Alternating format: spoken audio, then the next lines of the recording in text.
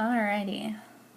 Okay, so second to last video, we're going to do page 41 and 42. We're going to talk about similarity in right triangles, which seems easy enough because we already talked about similarity in normal triangles. The thing that makes this section a little bit more difficult is that these right triangles are on top of one another, so that can be confusing. We don't have any words worth knowing, so we're going to skip right to page 41, where we're going to put our examples, and then page 42, where we're going to put our notes. And that's where we're going to start. So first things first, we got our right triangle here. I'm going to call it A, B, C. Put our right angle at D. Now, like I said, the weird thing about this is that our right triangles are on top of one another. And so what happens is, from angle B, they drop an altitude down. Remember, an altitude goes from a vertex to the other side at a 90-degree angle. And what you get are 1, 2, 3 right triangles. And all those triangles are similar. So I'm going to call this spot where it intersected D. And what we have is this small triangle, this medium-sized triangle, and then this large triangle. And all three of them are similar. So when we want to write this similarity statement, it's important that we write them in the right order. So like if we talk about this big triangle here, we can talk about triangle BAC, and I just named it that way so that I could go from the right angle first. If I want to compare that to this medium-sized triangle, it will be similar, but I have to start and I have to go in the same order. So like since I started with angle B to angle C, B was my 90-degree angle. In this medium-sized triangle right here, I have to start at the 90-degree angle as well, which is D. So I'd have to start at D. So then the tricky thing can be is to know where to go next. So since I went from B to A, then to C, I went along the shorter leg. So to me this looks like the short leg, so S leg. And then this looks like the longer leg. And then this is definitely the hypotenuse because it's across from the 90. So I started at my 90 and I went across my shorter leg, then across my hypotenuse. I had to do the same thing in this medium-sized triangle here. So if I look at this medium-sized triangle, I know for sure that the one across from it is the hypotenuse. And then looking at it, and this is bad math because we're just kind of guessing, but this side seems shorter than that side. So I'm going to call this the small leg. And then this is the long leg. And that's important because, again, like I want to know which side I have to travel from. So I started with triangle BAC, which went from the right angle across the short leg, then across the hypotenuse. Here I have to start at the right angle and go across the short leg as well. So I have to go to B next, and then finish that triangle out at C. And then finally, the small triangle right here, it's important that I do that in a consistent manner as well. So since I started at the right angle, I have to start at D. Then I went across the shorter leg. So looking in this triangle right here, this is clearly the hypotenuse because it's across from the 90. And then out of these two legs, this one looks shorter to me. So that's the S leg, short leg. This is the longer leg. And so going from my 90-degree angle, I'd have to travel across my short leg first to angle A, and then end at angle B. And so those three triangles are what are similar. That's why this can be tricky, because there's a lot going on in that picture. But it's super useful because we can find a lot of missing measures. However, to do that, we need to know what a geometric mean is. So that's what we're going to talk about next, and this is just, I guess, an extra triangle if we need it. So a geometric mean is just the square root of two numbers being multiplied.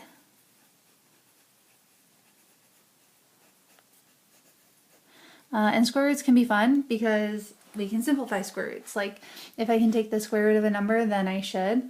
And since I have two numbers that are being multiplied, I might be able to take multiple square roots.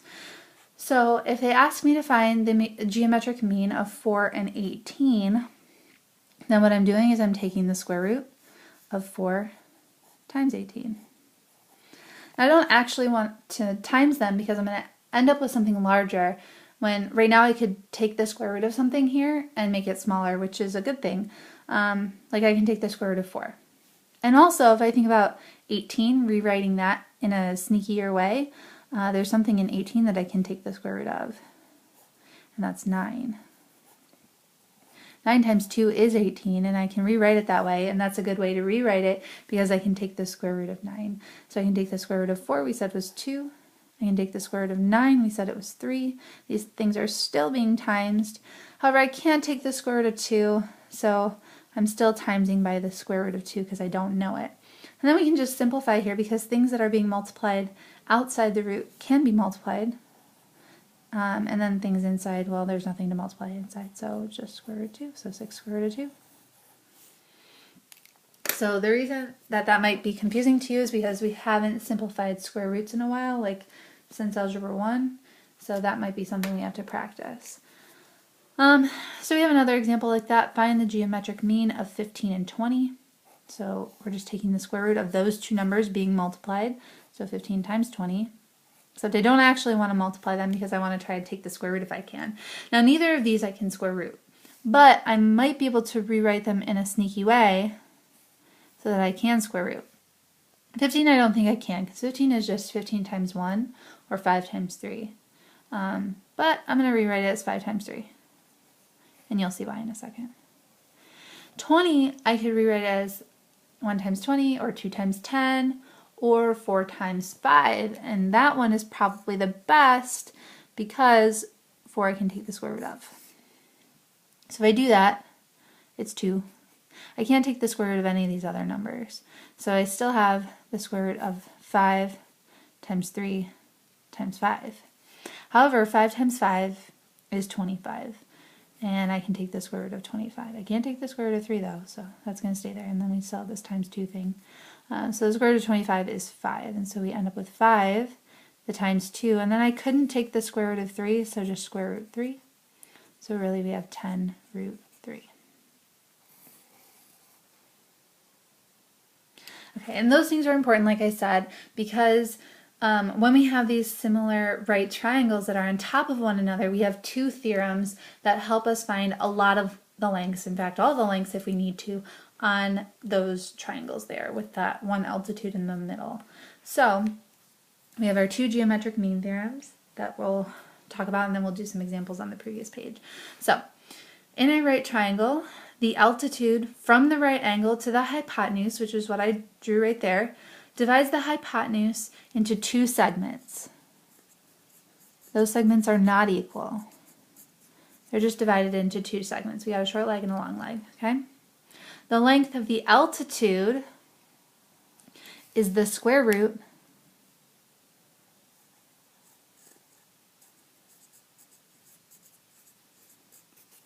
of the lengths of the two segments. So it's just saying the geometric mean of the two segments. So the formula that we really want here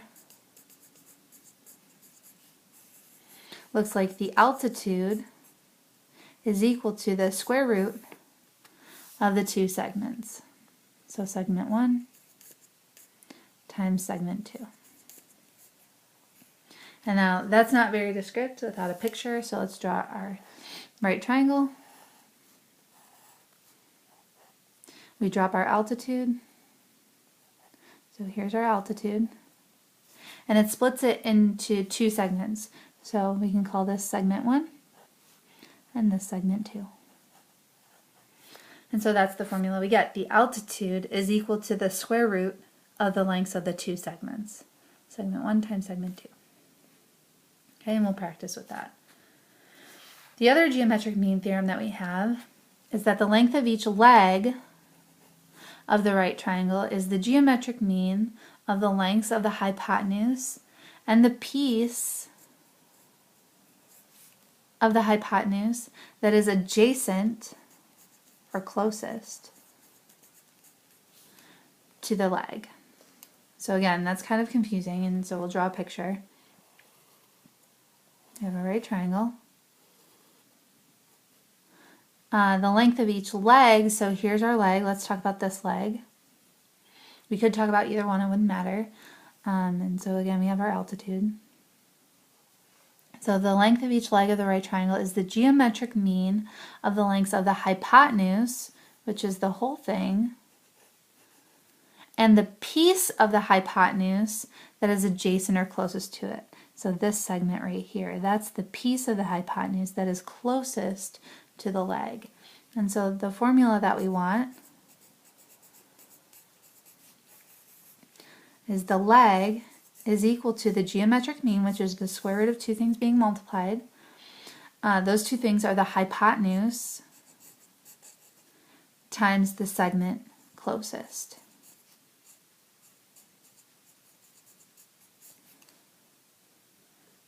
Okay, so hopefully those will be useful when we do these examples. So let's go and try a few.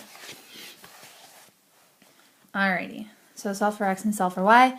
If I solve for x, that's talking about a leg, and so I want that second formula that we were just talking about.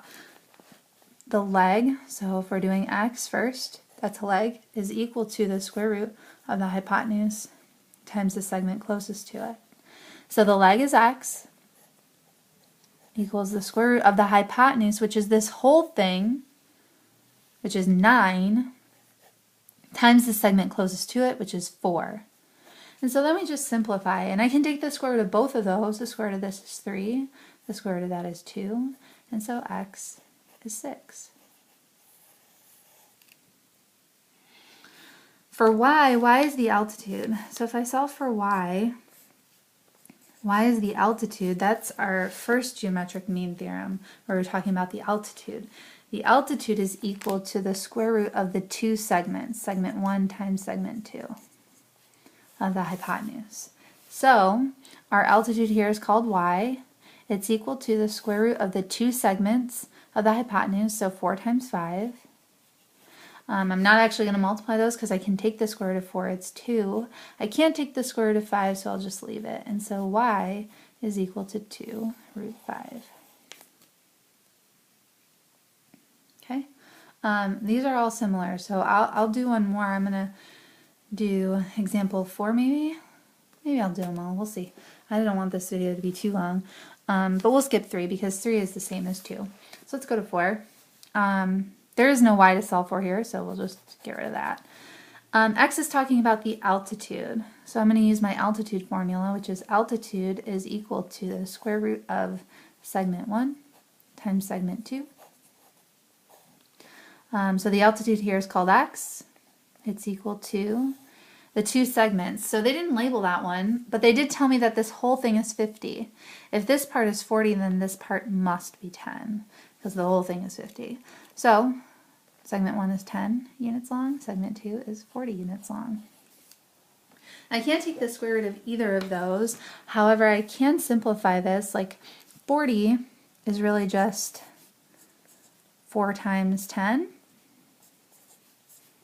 And so I can take the square root of 4, which is 2, and then 10 times 10 is 100, which the square root of that is just 10.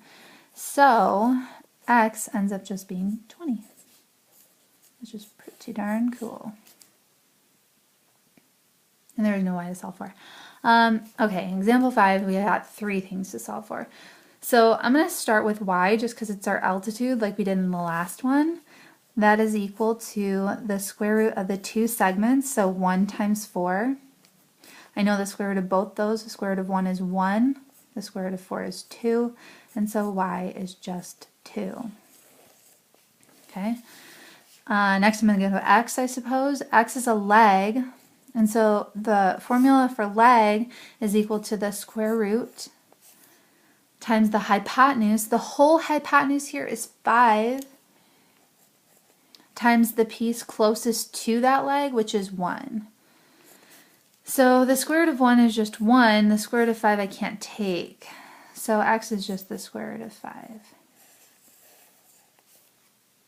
And then lastly, z. Z is another leg. So z is equal to the square root.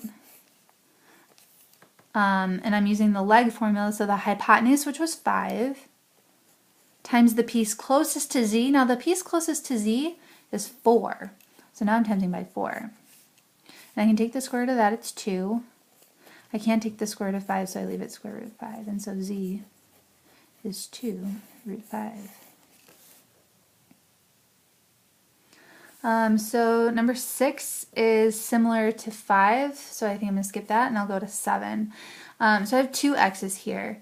This is talking about a piece of the hypotenuse, which isn't very helpful. This is talking about a leg, and I have a leg formula. The leg formula is the square root of the hypotenuse times the segment closest to it, so that's the one I'm going to use. The leg here is called x plus 2,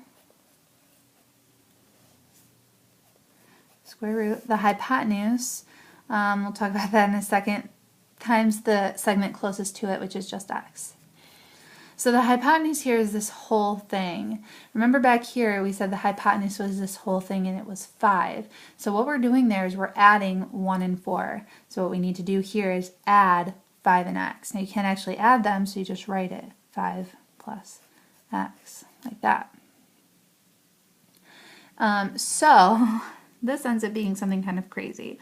So you have x plus 2 equals, and I can't square root any of that because there are x's involved.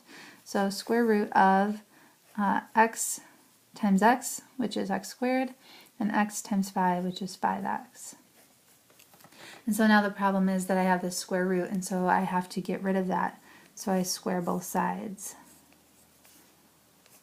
This is getting a little crazy, and I don't know that you'll have to do anything quite this crazy. And I'm running out of room as well, so I'm going to slide this up. So that gets rid of that.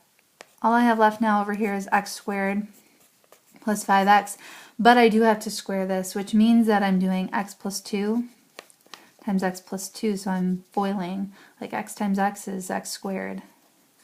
Then I get 2x and 2x, which is 4x. Then I have 2 times 2, which is 4. Now that I have all the square roots gone, this is a much easier problem. However, I do need to get my x squareds on both sides, and my x is on the same side. So if I subtract x squared, that's actually really nice because it'll disappear. I'm also going to subtract this 4x over here because it's smaller. And so when all that is said and done, I'm left with 4 equals 1x. So x is 4, which is pretty darn cool.